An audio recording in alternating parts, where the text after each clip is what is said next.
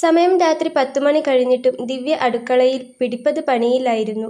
പാത്രങ്ങളെല്ലാം കഴുകി കമഴ്ത്തിവെച്ച് light of ചെയ്ത് റൂമിലേക്ക് പോകുമ്പോഴാണ് രാവിലെ ദോശയ്ക്കുള്ള മാവ് അരച്ചിട്ടില്ലെന്ന് ഓർത്തത്.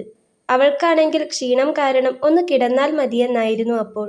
മടിയോടുകൂടെ തന്നെ അവൾ ചെന്ന് കഴുകി വൃത്തിയാക്കി വെള്ളത്തിലിട്ടുവെച്ച അരിയും ഉഴുന്നും മിക്സിയിലിട്ട് വേഗത്തിൽ അരച്ചെടുത്തു. അതുകഴിഞ്ഞ് ഒരു ജഗ്ഗിൽ വെള്ളവും എടുത്ത് അടുക്കളവാതിൽ അടച്ച് ലൈറ്റ് ഓഫാക്കി അവളുടെ മുറിയിലേക്ക് ചെന്നു. മുറിയിലെത്തിയപ്പോൾ ഭർത്താവ് സഞ്ജു കിടക്കയിൽ കിടന്നുകൊണ്ട് ഫോണിൽ എന്തോ നോക്കുന്നുണ്ട്. വിദ്യ വെള്ളത്തിന്റെ ജഗ്ഗ് റൂമിലെ മേശപ്പുറത്ത് കൊണ്ടുവച്ചു. വാതിലടച്ച് ലോക്ക് ചെയ്ത ശേഷം അലമാര തുറന്ന് പഴയ ഒരു നൈറ്റിയും എടുത്ത് കുളിക്കാനായി ബാത്റൂമിലേക്ക് കയറി. ഇട്ടിരിക്കുന്ന വിയർത്തു കുതിർന്ന ചുരിദാർ മാറ്റി മേൽ കഴുകി തിരികെ വന്നപ്പോൾ തന്നെ അവൾക്ക് വല്ലാത്ത ആശ്വാസം തോന്നി. അപ്പോഴും സഞ്ജു ഫോണിൽ തന്നെയായിരുന്നു. ഫ്രണ്ട്സിനോട് ആരോടൊക്കെയോ നല്ല ചാറ്റിലാണ് അവനെന്ന് അവൾക്ക് മനസ്സിലായി. ഇടയ്ക്ക് ചിരിച്ചുകൊണ്ട് വോയിസ് റെക്കോർഡ് അയക്കുന്നത് അവൾ ബാത്റൂമിലേക്ക് കേട്ടിരുന്നു. വിദ്യ അവിടെ നിന്ന് അല്പനേരം സഞ്ജുവിനെ നോക്കി. എന്നാൽ സഞ്ജു അവളെ ഒന്ന് മൈൻഡ് ചെയ്യുക പോലും ചെയ്തില്ല. അവൻ ഫോണിൽ അവന്റെ ചാറ്റ് തുടർന്നുകൊണ്ടേയിരുന്നു. അവൾ മെല്ലെ അവൻ കിടക്കുന്നതിന്റെ സൈഡിലൂടെ കട്ടിലിലേക്ക് കയറി കിടന്നു. അപ്പോഴും സഞ്ജു ചാറ്റിൽ തന്നെയായിരുന്നു. ശരിക്ക് പറഞ്ഞാൽ ഫോണിൽ മുഴുകിയതുകൊണ്ട് അവൾ ആ റൂമിൽ വന്നതുപോലും അറിയാത്ത അവസ്ഥയിലായിരുന്നു അവൻ. ദിവ്യ ഒരിക്കൽ കൂടി സഞ്ജുവിനെ നോക്കി. പിന്നെ ചുമരിനടുത്തേക്ക് ചെരിഞ്ഞു കിടന്നു. അവരുടെ ബെഡ്റൂമിൽ ആ കട്ടിലിന്റെ ഒരു ഓരം ചേർന്ന് അവൾ അങ്ങനെ കിടന്നു. രാവിലെ മുതൽ വൈകിട്ട് വരെയുള്ള അടുക്കളയിലെ ഭാരിച്ച പണി കാരണം കിടക്കേണ്ട താമസം ദിവ്യയുടെ കണ്ണുകൾ മെല്ലെ അടയാൻ തുടങ്ങി. പുലർച്ചെ എണീറ്റാൽ രാത്രിയാവോളം പാവം പെണ്ണിന് ആ വീട്ടിൽ പിടിപ്പത് പണിയാണ്. സഞ്ജുവിന്റെ അമ്മ ആ വീട്ടിലുണ്ടെങ്കിലും അവർ അടുക്കളയുടെ പരിസരത്തേക്ക് പോലും ഒന്ന് തിരിഞ്ഞു നോക്കില്ല. സമയത്തിന് ഭക്ഷണം കഴിക്കാൻ വരും, കഴിച്ചിട്ട് പോകും. പിന്നെ തൊട്ടതിനും പിടിച്ചതിനുമൊക്കെ ദിവ്യയെ കുറെ വഴക്കു പറയും, ഉപദേശിക്കും എന്നല്ലാതെ കഴിച്ച പ്ലേറ്റ് പോലും അവർ അവരുടെ കൈകൊണ്ട് തൊടാറില്ല. പോരാത്തതിനിപ്പോൾ സഞ്ജുവിന്റെ പെങ്ങൾ ഒരാളുള്ളത് താമസത്തിന് വന്നിരിക്കുകയാണ്. അളിയൻ ഗൾഫിലായതുകൊണ്ടും പെങ്ങള് ഗർഭിണിയായതുകൊണ്ടും ഇപ്പൊ 3 മാസത്തിലധികമായി അവൾ ഇവിടെ തന്നെയാണ്. അതുകൊണ്ടിപ്പോൾ അവളും കൂടെ വന്നപ്പോൾ ദിവ്യയ്ക്ക് കുറച്ചുകൂടി പണി കൂടി എന്ന് പറയാം. ശരിക്ക് പറഞ്ഞാൽ ആ വീട്ടിലെ പണിയെടുക്കുന്ന ഒരു യന്ത്രമായി ദിവ്യയുടെ ഓരോ ദിവസങ്ങളും മുന്നോട്ട് പോയിക്കൊണ്ടിരുന്നു. സഞ്ജു ദിവ്യയെ കണ്ടു ഇഷ്ടപ്പെട്ട് വിവാഹം കഴിച്ചതായിരുന്നെങ്കിൽ പോലും ഇപ്പോൾ അവന് അവളോട് മാനസികമായി വലിയ അടുപ്പമൊന്നുമില്ല. സഹകരണ ബാങ്കിലാണ് സഞ്ജു ജോലി ചെയ്യുന്നത്. രാവിലെ എണീറ്റ് ബാങ്കിൽ പോകും, വൈകിട്ട് ജോലി കഴിഞ്ഞു വരും. ശേഷം അവന്റെ ഫ്രണ്ട്സിനൊപ്പവും പോകും. രാത്രി വന്ന് ഭക്ഷണം കഴിച്ചു കിടക്കും. ദിവ്യയാണെങ്കിൽ ആ വീട്ടിലെ കാര്യങ്ങളൊക്കെ നോക്കി എല്ലാവർക്കും വെച്ച് വിളമ്പി എല്ലാവരുടെ തുണി അലക്കലും മറ്റും ചെയ്തു കൊടുത്ത് ശരിക്കും പറഞ്ഞാൽ ഒരു വേലക്കാരിയെപ്പോലെ അങ്ങനെ കഴിഞ്ഞു പോകുന്നു. സഞ്ജുവിന്റെ ചാറ്റലും കോളിങ്ങും എല്ലാം കഴിഞ്ഞ് രാത്രിയിൽ എപ്പോഴെങ്കിലും അവൻ ഒരു ഭാര്യയോട് തോന്നേണ്ട വികാരം തോന്നിയെങ്കിൽ മാത്രം അവൻ ദിവ്യയോട് അടുത്തു കിടക്കും. നടുവൊടിയുന്ന പണിയും കഴിഞ്ഞു വന്ന് ഒന്ന് തല ചായ്ക്കാൻ കിടക്കുമ്പോൾ പിന്നെ ഭർത്താവിനും കൂടെ കിടന്നു കൊടുക്കേണ്ട ദയനീയ അവസ്ഥയായിരുന്നു ദിവ്യയുടേത്. മാനസികമായി വലിയ അടുപ്പമൊന്നുമില്ലാതെ ശരീരം മാത്രം കൊടുക്കേണ്ടി വരുമ്പോൾ ഒരു പെണ്ണ് അനുഭവിക്കുന്ന എല്ലാ വേദനയും ചില രാത്രികളിൽ അവൾ അനുഭവിക്കാറുണ്ടായിരുന്നു. അന്നും പതിവ് പോലെ തന്നെ ദിവ്യ വന്നു കിടന്ന് ഉറങ്ങിക്കഴിഞ്ഞ് കുറെ സമയത്തിന് ശേഷമാണ് സഞ്ജു ഫോൺ മാറ്റിവെച്ച് കിടക്കുന്നത്. അവന്റെ കാര്യത്തിന് അവന് അവളെ വേണമെന്ന് പറയുന്ന പോലെ അവൻ അപ്പോൾ ദിവ്യയുടെ അരികിലേക്ക് ചേർന്നു കിടന്നു. ദിവ്യ ആണെങ്കിൽ ക്ഷീണം കാരണം നല്ല ഉറക്കത്തിലും. അതുകൊണ്ട് തന്നെ സഞ്ജു വന്ന് തന്നോട് പറ്റിക്കിടക്കുന്നത് ദിവ്യ അപ്പോൾ അറിഞ്ഞിട്ടേയില്ലായിരുന്നു. സഞ്ജു ഒന്നുകൂടെ അവളെ ഇറുക്കെ പുണർന്നപ്പോഴാണ് അവൾ അവന്റെ സാമീപ്യം അറിഞ്ഞത്. ആകെ ഒരു വല്ലായ്മയോടെ ദിവ്യ അവളുടെ കണ്ണുകൾ ഒന്ന് മെല്ലെ തുറന്നു നോക്കിയപ്പോൾ അരികിൽ കിടക്കുന്ന സഞ്ജുവിനെ കണ്ടു. അവൾക്കപ്പോൾ ഒട്ടും വയ്യാത്ത പോലെ തോന്നി. പ്ലീസ്, എനിക്ക് വയ്യ ഏട്ടാ, ദിവ്യ ഒട്ടും വയ്യാതെ സഞ്ജുവിനോട് പറഞ്ഞു. എന്തുപറ്റി, പനിയുണ്ടോ? സഞ്ജു അത് ചോദിച്ചുകൊണ്ട് അവളുടെ നെറ്റിയിലൊന്ന് തൊട്ടുനോക്കി. ദിവ്യയ്ക്ക് അപ്പോൾ മനസ്സിലാകെ ഒരു വിഷമം തോന്നി. ഈ ഒരു കാര്യത്തിന് വരുമ്പോൾ മാത്രമല്ലേ ഇങ്ങനെയുള്ള ചോദ്യങ്ങളൊക്കെ ഉള്ളൂ? അല്ലെങ്കിൽ പനിച്ചാലും ചത്താലും അറിയാത്ത ആളാ, അവൾ ചിന്തിച്ചു. പക്ഷേ സഞ്ജുവിനോട് അപ്പോൾ മറുപടി ഒന്നും പറഞ്ഞില്ല. ചൂടൊന്നുമില്ലല്ലോ എന്ന് പറഞ്ഞ് അവൻ അപ്പോൾ ഒന്നുകൂടെ അവളോട് ചേർന്ന് കിടന്നു. ഞാനാകെ ക്ഷീണിച്ചിരിക്കുകയാണ് ഏട്ടാ, ഒന്ന് കിടന്നോട്ടെ, അവൾ ഒട്ടും വയ്യാത്ത അവസ്ഥയിൽ പറഞ്ഞു. അല്ലെങ്കിലും നിനക്കിത് പതിവുള്ളതാണല്ലോ.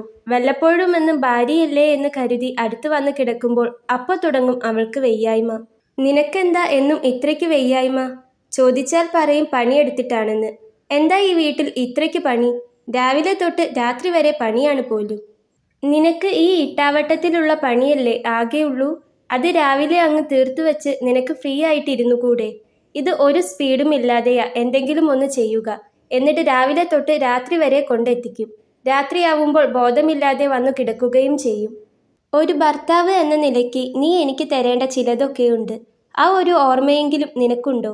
എനിക്കിത് മൂടായി വരുമ്പോൾ വേറെ എങ്ങോട്ടേലും പോകാൻ പറ്റുമോ? സഞ്ജു അല്പം ദേഷ്യത്തോടെ ദിവ്യയോട് പറഞ്ഞു. അവൻ പറയുന്നതൊന്നും കേൾക്കാനും മറുപടി പറയാനുമുള്ള ഒരു അവസ്ഥയിലായിരുന്നില്ല അവൾ അപ്പോൾ. അവന്റെ സംസാരം കേട്ടപ്പോൾ അവളുടെ കണ്ണ് ചെറുതായി നനഞ്ഞു തുടങ്ങിയിരുന്നു. ആരും മനസ്സിലാക്കാൻ ഇല്ലാതാകുമ്പോഴുള്ള ഒരു പെണ്ണിന്റെ ഏറ്റവും നിസ്സഹായാവസ്ഥയിലായിരുന്നു ദിവ്യ തീർത്തും. സഞ്ജു ആണെങ്കിൽ ബന്ധപ്പെടാൻ വന്നപ്പോൾ അത് കഴിയാതെ പോയതിലുള്ള ദേഷ്യത്തിലും. രാവിലെ എണീറ്റ് ബാങ്കിലെ കണക്കിന്റെ ഉള്ളിലേക്ക് പോകുന്നതാ.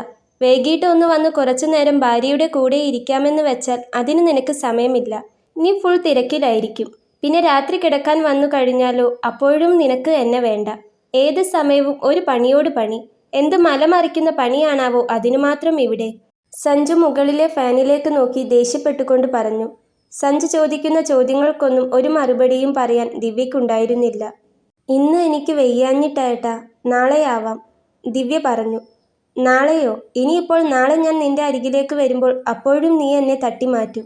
നിനക്ക് വയ്യ, ക്ഷീണം, നടുവേദന, മറ്റേ വേദന എന്ന് പറയില്ലേ? സഞ്ജു ചോദിച്ചു. ഇല്ലേട്ടാ, നാളെ പറയില്ല. ഇന്ന് ഒട്ടും വയ്യാഞ്ഞിട്ടാ, പ്ലീസ്. അതുമാത്രം പറഞ്ഞുകൊണ്ട് ദിവ്യ ഒന്നുകൂടെ ചുമരിനടുത്തേക്ക് നീങ്ങിക്കിടന്നു. സഞ്ജു ദേഷ്യപ്പെട്ടുകൊണ്ട് ഇപ്പുറത്തേക്കും ചരിഞ്ഞു കിടന്നു. കണ്ണുകൾ ഇറുക്കിയടച്ച് കിടക്കുകയായിരുന്നെങ്കിലും ദിവ്യയുടെ കണ്ണിൽ നിന്നും കണ്ണുനീർ വന്നുകൊണ്ടേയിരുന്നു. സഞ്ജു എപ്പോഴും അവളോട് ചോദിക്കാറുള്ള ചോദ്യമാണ്, നിനക്ക് എന്താണ് ഇവിടെ ഇത്ര പണിയെന്ന്. ചെറിയ വീടാണ് സഞ്ജുവിൻ്റേതെങ്കിലും സഞ്ജുവിൻ്റെ അമ്മയ്ക്ക് എന്നും അവിടെ തൂക്കുകയും തുടയ്ക്കുകയും ചെയ്യണം. വീട് ചെറുതാണെങ്കിലും വലിയ മുറ്റമാണ്. രാവിലെ ആകുമ്പോഴേക്കും മുറ്റം നിറയെ ഇലകൾ വീണു കിടക്കും. അതൊക്കെ അടിച്ചു വാരി ഒരു ഭാഗത്താക്കി വരുമ്പോഴേക്ക് തന്നെ ദിവ്യയുടെ നടുവൊടിയും. പിന്നെ മുറ്റത്തെ പുല്ല് പറിച്ച് വൃത്തിയാക്കുകയും വേണം. പോരാത്തതിന് 3 നേരവും വെച്ചുണ്ടാക്കണം. എല്ലാവരുടെയും തുണി അലക്കണം. എന്നിട്ട് അത് ഓരോരുത്തരുടെയും വേറെ വേറെയാക്കി മടക്കി അലമാരയിൽ കൊണ്ടുവെക്കണം. കൂടാതെ പെങ്ങൾ ഗർഭിണി ആയതുകൊണ്ട് അവളെ പ്രത്യേകം ശുശ്രൂഷിക്കണം. ഒരു ദാസിയെപ്പോലെ പെങ്ങളുടെ എല്ലാ പണിയും ചെയ്തു കൊടുക്കണം. രാവിലെ നേരം വെളുത്തു രാത്രിയാകുവോളമുള്ള അവളുടെ എല്ലാ പണികളും ദിവ്യ മനസ്സിലോർത്തു. ഇതൊന്നും ഏട്ടന് അറിയണ്ടല്ലോ. എന്തൊക്കെ ചെയ്താലും എന്നും കുറ്റപ്പെടുത്തൽ മാത്രം ബാക്കി. തൻ്റെ നിസ്സഹായാവസ്ഥയെ ഓർത്ത് കണ്ണ് നിറയ്ക്കാനേ ദിവ്യയ്ക്ക് കഴിഞ്ഞുള്ളൂ. വിവാഹം കഴിച്ച് അയച്ചതുകൊണ്ട് തന്നെ സ്വന്തം വീട്ടിൽ ചെന്നു അധിക ദിവസം നിൽക്കാനാകില്ല. ഇനി 2 ദിവസം ചെന്ന് നിൽക്കാമെന്ന് വിചാരിച്ചാലും അവിടെ അമ്മയില്ല. അച്ഛനുണ്ടെങ്കിലും അച്ഛൻ എപ്പോഴും കുപ്പിയുടെ പിറകെയാണ്. തൻ്റെ കാര്യങ്ങളൊന്നും അച്ഛൻ അന്വേഷിക്കാറ് പോലുമില്ല. സഹോദരൻ കല്യാണം കഴിച്ച് ഭാര്യയും കുട്ടികളും ഒക്കെയായി ജീവിക്കുകയാണ്. വല്ലപ്പോഴും ഒന്ന് ചെല്ലുന്നത് തന്നെ ഏട്ടൻ്റെ ഭാര്യയ്ക്ക് താല്പര്യമില്ല. അങ്ങനെ ഒരു വീട്ടിലേക്ക് പിന്നെ എങ്ങനെ പോകാനാണ്?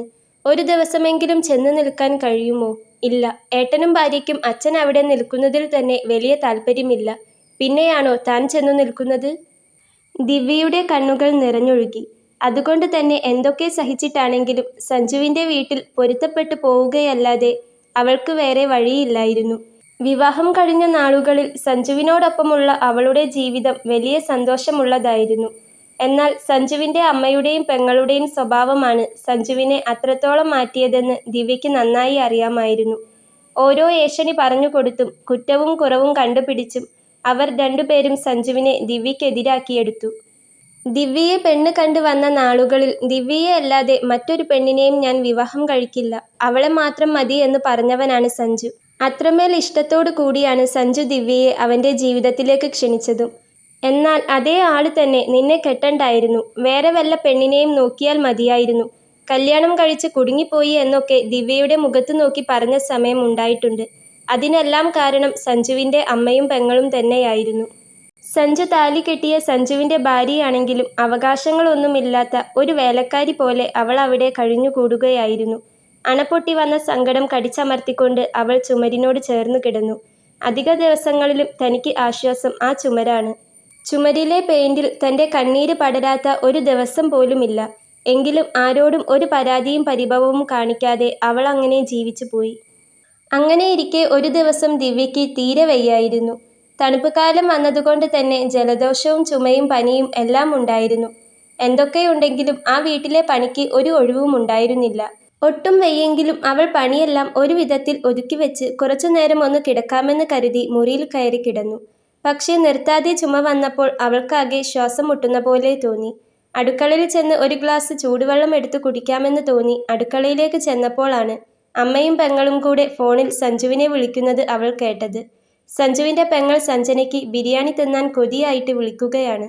ഡാ സഞ്ജു, മോൾക്ക് ബിരിയാണി വേണമെന്ന്, നീ വരുമ്പോൾ വാങ്ങിയിട്ട് വരണം, മറക്കരുതേ. ഗർഭിണികളുടെ കൊതി വെച്ചോണ്ടിരിക്കാൻ പാടില്ലെന്ന അമ്മ ഫോണിൽ സഞ്ജുവിനോട് പറയുകയായിരുന്നു. ബീഫ് ഫ്രൈയും മറ്റ് ഐറ്റംസും വാങ്ങാൻ വേറെയും പറയുന്നുണ്ട്. എല്ലാത്തിനും ഓർഡർ കൊടുത്തു കഴിഞ്ഞ ശേഷം അമ്മ ഫോൺ വെച്ചു. അവൻ വരുമ്പോൾ കൊണ്ടുവരും, ഞാൻ പറഞ്ഞിട്ടുണ്ട്. നിനക്ക് ഉച്ചയ്ക്ക് കഴിക്കാൻ തോന്നിയെങ്കിൽ നീ അപ്പോഴേ പറയണ്ടേ മോളെ, നമുക്ക് അവനെക്കൊണ്ട് ഓർഡർ ചെയ്യിപ്പിക്കാമായിരുന്നല്ലോ, അമ്മ സഞ്ജനയോട് ചോദിക്കുന്നുണ്ടായിരുന്നു. എന്തോ ചോറും കറിയും കഴിച്ച് മടുത്തമ്മേ, പെട്ടെന്നാ ബിരിയാണി തിന്നാൻ തോന്നിയത്, അതാ ഞാൻ പറഞ്ഞത്, സഞ്ജന അമ്മയോട് പറഞ്ഞു. എന്തായാലും അവൻ വരാൻ നേരമായില്ലേ, ഇപ്പോൾ കൊണ്ടുവരും. ഫ്രിഡ്ജിൽ മീൻ ഇരിക്കുന്നത് ഇന്ന് എടുക്കണ്ട എന്ന് ഞാൻ അവളോട് ചെന്ന് പറഞ്ഞേക്കട്ടെ, അതിനി നാളെ കൂട്ടാൻ വെക്കാം, ഇന്നിപ്പോ നമുക്കിത് പോരെ, അമ്മ സഞ്ജനയോട് ചോദിച്ചു. ആ മതി, മീൻ ഇനി നാളെ ഫ്രൈ ആക്കാം, സഞ്ജന പറഞ്ഞു. അമ്മ അപ്പോൾ അത് പറയാനായി അകത്തിരുന്നു കൊണ്ട് തന്നെ ദിവ്യയെ നീട്ടി വിളിച്ചു. ദിവ്യേ, ഡി ദിവ്യേ, ഒന്നിങ്ങോട്ട് വന്നേ. അമ്മയുടെ വിളി ദിവ്യ അടുക്കളയിലേക്ക് കേട്ടെങ്കിലും അവൾ തീരെ വയ്യാതെ നിൽക്കുകയായിരുന്നു. സഞ്ജുവിൻ്റെ അമ്മയ്ക്ക് ഒരു സ്വഭാവമുണ്ട്, വിളിച്ചിട്ട് കേട്ടില്ലെങ്കിൽ തുടരെ തുടരെ വിളിച്ചുകൊണ്ടേയിരിക്കും. ഒരാൾ വിളി കേൾക്കാതിരുന്നാൽ എന്തു പറ്റിയെന്നോ ഇനി എവിടെയെങ്കിലും വീണു കിടക്കുകയാണോ എന്ന് പോലും ഒന്ന് ചെന്ന് നോക്കില്ല. ദിവ്യ വിളി കേൾക്കാതിരുന്നപ്പോൾ അവർ വീണ്ടും വീണ്ടും ഉച്ചത്തിൽ അവളെ വിളിച്ചു. കുടിച്ചുകൊണ്ടിരുന്ന ചൂടുവെള്ളത്തിൻ്റെ ഗ്ലാസ് അടുക്കളയിൽ വെച്ചുകൊണ്ട് ദിവ്യ റൂമിനടുത്തേക്ക് ചെന്നു. ആ നീയെ, രാത്രിയിലേക്ക് ഇനി മീൻ കൂട്ടാൻ വെക്കാൻ നിൽക്കണ്ട, അത് നാളെ എടുക്കാം, ഇവൾക്കിന്ന് ഇനി മീൻ വേണ്ടെന്ന് അമ്മ ദിവ്യയോട് പറഞ്ഞു. ദിവ്യ അപ്പോൾ തലയാട്ടിക്കൊണ്ട് തിരികെ പോന്നു. നല്ല കടുത്ത തലവേദന തോന്നിയതുകൊണ്ട് തന്നെ റൂമിൽ ചെന്നു ഒരു പാരസിറ്റാമോൾ എടുത്ത് കുടിച്ച് കുറച്ചു നേരം കൂടി തല അമർത്തി പിടിച്ചു അവിടെ കിടന്നു. കുറച്ചു കഴിഞ്ഞ് അവളുടെ ഫോൺ റിങ് ചെയ്യുന്നത് കേട്ടാണ് ദിവ്യ പെട്ടെന്ന് ഞെട്ടി കണ്ണു തുറന്നു പോയത്. ഫോൺ എടുത്ത് നോക്കിയപ്പോൾ സഞ്ജുവിൻ്റെ കോളാണ്. പതിവില്ലാതെ എന്താ ഈ സമയത്ത് ഒരു കോൾ? ദിവ്യ സംശയത്തോടെ കോൾ അറ്റൻഡ് ചെയ്തു. ആ ദിവ്യേ, ഞാനിന്ന് വരാൻ കുറച്ച് വൈകും, കമ്പനിക്കാരൻ്റെ കൂടെ ചെറിയൊരു പാർട്ടിക്ക് പോകാനുണ്ട്. ഞാൻ അമ്മയുടെ ഫോണിലേക്ക് വിളിച്ചു, അമ്മ എടുക്കുന്നില്ല. സഞ്ജനയ്ക്ക് കഴിക്കാൻ ബിരിയാണി വേണമെന്ന് പറഞ്ഞിരുന്നു, ഞാൻ ഓർഡർ ചെയ്തിട്ടുണ്ട്. ഡെലിവറി ചെയ്യാൻ വന്ന പയ്യൻ അവിടെ ഗേറ്റിനടുത്ത് നിൽപ്പുണ്ട്. ഞാൻ അമ്മയുടെ നമ്പറായിരുന്നു അവന് കൊടുത്തത്. അമ്മ വിളിച്ചിട്ട് എടുക്കുന്നില്ല എന്നാ പറഞ്ഞത്. നീ ചെന്ന് അതൊന്ന് വാങ്ങി വെക്ക്, സഞ്ജു ദിവ്യയോട് പറഞ്ഞു. ദിവ്യയ്ക്ക് ആകെ ദേഷ്യം വരുന്ന പോലെ തോന്നി. തല പിളർത്തിയെടുക്കുന്ന വേദന തോന്നിയിട്ട് ഒന്ന് കിടക്കുകയായിരുന്നു. അപ്പോഴേക്കും അടുത്ത പണി ഫോണിലൂടെ എത്തി. സ്വന്തം ഭർത്താവൊക്കെയാണ്, പറഞ്ഞിട്ടെന്താ കാര്യം? അമ്മയെയോ പെങ്ങളെയോ വിളിച്ചിട്ട് കിട്ടിയില്ലെങ്കിൽ മാത്രമേ എന്നെ വിളിക്കൂ. വലിയ താല്പര്യമില്ലാതെയാണെങ്കിലും ദിവ്യ മറുത്തൊന്നും പറയാതെ ശരിയെന്ന് പറഞ്ഞ് ഫോൺ വെച്ചു. ശേഷം റൂമിൽ നിന്നിറങ്ങി ഉമ്മറവാതിൽ തുറന്നപ്പോൾ ഗേറ്റിന് അപ്പുറത്തായി നിൽക്കുന്ന ഡെലിവറിക്ക് വന്ന പയ്യനെ കണ്ടു. ദിവ്യ ഗേറ്റിനടുത്തേക്ക് ചെന്നു. സഞ്ജയ് സാർ ഇവിടെ തരാൻ പറഞ്ഞതാണ്, ആ പയ്യൻ ദിവ്യയോട് പറഞ്ഞു. ദിവ്യ അപ്പോൾ ഗേറ്റ് തുറന്നു ആ പൊതി വാങ്ങി. ഗേറ്റ് ഉള്ളിൽ നിന്ന് ലോക്കായതുകൊണ്ട് എനിക്ക് തുറക്കാൻ കഴിഞ്ഞില്ല. വിളിച്ചിട്ട് ഫോൺ എടുക്കുന്നുമില്ല, പയ്യൻ പറഞ്ഞു. അമ്മയുടെ നമ്പറിലേക്കാണ് വിളിച്ചത്, ഫോൺ ചിലപ്പോൾ സൈലന്റ് ആയിരിക്കും. പൈസ ഏട്ടൻ തന്നതല്ലേ? ദിവ്യ ചോദിച്ചു. ഓ സാർ, ഗൂഗിൾ പേ ചെയ്തതാണ്. എന്നാൽ ശരി, ഓക്കെ. അവൻ അത് പറഞ്ഞുകൊണ്ട് തിരികെ പോയി. ദിവ്യ ആ പൊതി കൊണ്ടുവന്ന് മേശപ്പുറത്ത് വെച്ചു. അമ്മയെയും സഞ്ജനയെയും അവിടെ നോക്കിയെങ്കിലും അവരെ അവിടെ കണ്ടതേയില്ല. എവിടെയെങ്കിലും പോകുമ്പോൾ തന്നോട് പറഞ്ഞിട്ട് പോകുന്ന പതിവില്ലാത്തതാണ്. എവിടേക്കെങ്കിലും പോയോ ആവോ, രണ്ടാളെയും കാണുന്നില്ലല്ലോ, ദിവ്യ ഓർത്തു. അപ്പോഴാണ് അടുക്കളപ്പുറത്തു നിന്ന് രണ്ടുപേരുടെയും സംസാരം കേട്ടത്. ദിവ്യ അടുക്കളയുടെ ഗ്രിൽസിനടുത്തേക്ക് ചെന്ന് നോക്കിയപ്പോൾ രണ്ടുപേരും പുറകിലെ പറമ്പിൽ നിന്ന് അയൽവാസിയായ സരള ചേച്ചിയോട് സംസാരിക്കുകയാണ്. വെറുതെ ആവില്ല ഫോൺ എടുക്കാഞ്ഞത്, ഫോൺ റൂമിലായിരിക്കും, ദിവ്യ ഓർത്തു. തൻ്റെ കുറ്റമായിരിക്കും രണ്ടുപേരും കൂടെ ചേർന്ന് പറഞ്ഞുകൊണ്ടിരിക്കുന്നത് എന്ന് ദിവ്യയ്ക്ക് അറിയാമായിരുന്നു. എല്ലാവരോടും തൻ്റെ കുറ്റം പറഞ്ഞുകൊണ്ടിരിക്കുന്നത് അവരുടെ ശീലമാണ്. ഇനി ഫുഡ് കൊണ്ടുവച്ചിട്ട് പറഞ്ഞില്ലെന്ന് വേണ്ട എന്ന് കരുതി ദിവ്യ അടുക്കളയുടെ ഗ്രിൽസ് തുറന്ന് സഞ്ജനയെ വിളിച്ചു. സഞ്ജന, ഫുഡ് കൊണ്ടുവന്നിട്ടുണ്ട്, ദിവ്യ പറഞ്ഞു. ആ കൊണ്ടുവന്നോ? ഏട്ടൻ വന്നോ? അത് ചോദിച്ചുകൊണ്ട് അവൾ അപ്പുറത്തു നിന്നും ഇങ്ങോട്ട് പോന്നു. ഏട്ടൻ വന്നിട്ടില്ല, ഡെലിവറി ബോയ് കൊണ്ടു തന്നതാ, മേശപ്പുറത്ത് ഇരിക്കുന്നുണ്ട്. ദിവ്യ അത് പറഞ്ഞുകൊണ്ട് അവളുടെ റൂമിലേക്ക് പോയി. അത് കേട്ടപ്പോൾ അമ്മ സംസാരം മതിയാക്കി ഇങ്ങു പോന്നു. എന്താടി, അവൻ വന്നോ? അമ്മ സഞ്ജനയോട് ചോദിച്ചു. ഏട്ടൻ വന്നിട്ടൊന്നുമില്ല. ഡെലിവറിക്ക് വന്ന ചെക്കൻ കൊണ്ടുകൊടുത്തിട്ട് പോയി എന്നാ പറഞ്ഞത്. കറക്റ്റായിട്ട് അവൻ ഈ പൊതി ഇവളുടെ കയ്യിൽ തന്നെ കൊണ്ടു കൊടുത്തല്ലോ, നാശം പിടിക്കാനായിട്ട്. ഇനിയിപ്പോ പെങ്ങൾക്ക് ഭക്ഷണം വാങ്ങി തരുന്നതും പറഞ്ഞായിരിക്കും അവൾക്ക് കണ്ണുകടി. അസൂയ മൂത്ത മുതല അവൾ. എന്നിട്ട് ആളെ കാണിക്കാൻ ഒരു പാവം പിടിച്ച കളിയും. പെണ്ണല്ലേ വർഗം. ഞാനിതിനെ അറിയിക്കാതെ വാങ്ങാമെന്നാ കരുതിയത്. സാരമില്ല, എന്തായാലും കൊണ്ടുവന്ന് കൊടുത്തു പോയില്ലേ. മോൾ വാ, നമുക്ക് ഭക്ഷണം കഴിക്കാം. അമ്മ സഞ്ജനയെ അകത്തേക്ക് വിളിച്ചു. അവർ രണ്ടുപേരും അകത്തേക്ക് ചെന്നു. ബിരിയാണി ആയതുകൊണ്ട് തന്നെ വിളമ്പിക്കൊടുക്കാനൊന്നും ദിവ്യയെ വിളിച്ചില്ല. അല്ലെങ്കിൽ കഴിക്കാനുള്ള പ്ലേറ്റും വെള്ളം കുടിക്കാനുള്ള ഗ്ലാസും വരെ വിദ്യ എടുത്തു കൊടുക്കണം. ഇത് അമ്മയും മോളും കൂടെ അടുക്കളയിൽ നിന്ന് പ്ലേറ്റ് എടുത്തുകൊണ്ട് ചെന്ന് ബിരിയാണി എടുത്ത് കഴിക്കാൻ തുടങ്ങി. ദിവ്യ അപ്പോഴൊക്കെ അകത്ത് കിടക്കുകയായിരുന്നു. കുറച്ചു സമയം കഴിഞ്ഞപ്പോൾ തലവേദനയ്ക്ക് കുറച്ച് ആശ്വാസം തോന്നിയപ്പോൾ ദിവ്യ മെല്ലെ കട്ടിലിൽ നിന്ന് എഴുന്നേറ്റു. സമയം നോക്കിയപ്പോൾ രാത്രി 8 മണി കഴിഞ്ഞിട്ടുണ്ട്. സഞ്ജുവേട്ടൻ വന്നിട്ടില്ലേ? വന്നാൽ ചായ കൊടുക്കാൻ വേണ്ടി തന്നെ വിളിക്കുമല്ലോ, അവൾ മനസ്സിലോർത്തു. പാർട്ടിക്ക് പോകുകയാണെന്ന് പറഞ്ഞതാണല്ലോ, അതുകൊണ്ട് വരാൻ വൈകുമെന്ന് അവൾക്ക് തോന്നി. അപ്പോഴാണ് മുറിയിലെ ബാത്റൂമിൽ നിന്നും വെള്ളത്തിന്റെ ശബ്ദം അവൾ കേട്ടത്. സഞ്ജു വന്നിട്ട് കുളിക്കുകയായിരുന്നു. ആ ഏട്ടൻ എത്തിയിട്ടുണ്ടല്ലേ, ഞാൻ ഉറങ്ങിപ്പോയതുകൊണ്ട് അറിയാഞ്ഞിട്ടായിരിക്കും. ഇനിയിപ്പോ കുളി കഴിഞ്ഞു വന്നാൽ ചായ വേണ്ടിവരും. അത് കിട്ടാഞ്ഞിട്ട് വെറുതെ ചൂടാവണ്ട. ദിവ്യ മെല്ലെ എണീറ്റ് സഞ്ജുവിനുള്ള ചായ വെക്കാനായി അടുക്കളയിലേക്ക് ചെന്നു. ഒരു പാത്രത്തിൽ വെള്ളമെടുത്ത് ഗ്യാസിൽ വെച്ചു. ചായപ്പൊടിയുടെ ബോക്സും കയ്യിലെടുത്തുകൊണ്ട് വെള്ളം തിളയ്ക്കാനായി അങ്ങനെ കാത്തു നിൽക്കുമ്പോഴാണ് സഞ്ജുവിന്റെ അമ്മ അങ്ങോട്ട് വന്നത്. ഡി, നീ അവന് ചായ ഉണ്ടാക്കുവാണോ? അമ്മ അവളോട് ചോദിച്ചു. അതേ എന്ന് പറഞ്ഞു തിരിഞ്ഞുകൊണ്ട് ദിവ്യ അമ്മയെ നോക്കി. എന്നാൽ കുറച്ചധികം ചായ ഉണ്ടാക്കിക്കോ, എനിക്കും മോൾക്കും കുറച്ച് കട്ടൻ ചായ വേണം. കുറച്ച് കടുപ്പത്തിലിരുന്നോട്ടെ. ബിരിയാണി കഴിച്ചിട്ട് ചായ കുടിക്കാൻ തോന്നുകയാ. നീ ഒരു ഫ്ലാസ്കിലാക്കിയിട്ട് ഇങ്ങ് തന്നേക്ക്, ഞങ്ങൾ ആവശ്യത്തിന് എടുത്ത് കുടിച്ചോളാം. ഇപ്പോഴത്തേക്ക് മാത്രം പോരാ. ഇന്നലെ രാത്രി കിടന്നപ്പോഴും സഞ്ജനയ്ക്ക് ചായ കുടിക്കാൻ തോന്നിയിരുന്നു. പള്ളയിലുള്ള പെണ്ണുങ്ങൾക്ക് എപ്പോഴാ ഓരോന്നിനും കൊതി വരിക എന്ന് പറയാൻ പറ്റില്ല. നീ വേഗം അതൊന്ന് ഉണ്ടാക്കിത്താ, ഞങ്ങൾ ഹാളിലുണ്ട്. അമ്മ ദിവ്യയ്ക്ക് ഓർഡർ കൊടുത്തു. ദിവ്യ മറുത്തൊന്നും പറയാതെ തലയാട്ടി. ആ പിന്നെ സഞ്ജന കഴിച്ചതിന്റെ ബാക്കി കുറച്ച് ബിരിയാണി ഇരിപ്പുണ്ട്. പൂച്ചയ്ക്ക് കൊടുക്കാൻ വെച്ചതാ. പിന്നെ കരുതി നിനക്ക് വേണമെങ്കിൽ എടുത്തോട്ടെ എന്ന്. അതിനു മാത്രം ഒന്നുമില്ല, പ്ലേറ്റിന്റെ ഒരു മൂലക്കേ ഉള്ളൂ.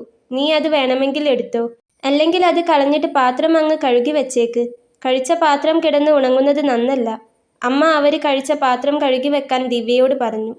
കുളി കഴിഞ്ഞ് തോർത്തുമുണ്ട് മുറ്റത്തെ അയലിലിട്ട് അടുക്കളവശം വഴി അടുക്കളയിലേക്ക് കയറുമ്പോൾ അപ്രതീക്ഷിതമായാണ് സഞ്ജു ഈ സംസാരം കേട്ടത്. അത് കേട്ടതും അവനൊരു നിമിഷം അവിടെ അങ്ങനെ തന്നെ നിന്നു. കാര്യം അവനെന്നും അമ്മയുടെയും പെങ്ങളുടെയും ഭാഗത്തു മാത്രമേ നിന്നിട്ടുള്ളൂ. ദിവ്യയോടുള്ളതിനേക്കാൾ സ്നേഹവും അടുപ്പവും സഞ്ജുവിന് അമ്മയോടും പെങ്ങളോടും തന്നെയാണുള്ളത്. എന്നാലും ഒരു ജോലിക്കാരിക്ക് ഓർഡർ കൊടുക്കുന്ന പോലെ അമ്മ അവിടെ നിന്ന് പറഞ്ഞിട്ട് പോകുന്നത് കേട്ടപ്പോൾ സഞ്ജുവിന് പെട്ടെന്ന് എന്തോ ഒരു വല്ലായ്മ തോന്നി. കാര്യം എന്തൊക്കെയാണെങ്കിലും തൻ്റെ ഭാര്യയല്ലേ. അവര് കഴിച്ചതിൻ്റെ ബാക്കി വേണമെങ്കിൽ കഴിച്ചോ, അല്ലെങ്കിൽ പൂച്ചയ്ക്കിട്ട് കൊടുത്തേക്ക് എന്ന് അമ്മ പറഞ്ഞത് സഞ്ജു വ്യക്തമായി കേൾക്കുകയും ചെയ്തു. ഒരു നിമിഷം അവൻ അടുക്കളയിലേക്ക് കയറാതെ അവിടെ തന്നെ നിന്നു. അപ്പോഴാണ് അമ്മയുടെ ശബ്ദം വീണ്ടും സഞ്ജു കേട്ടത്.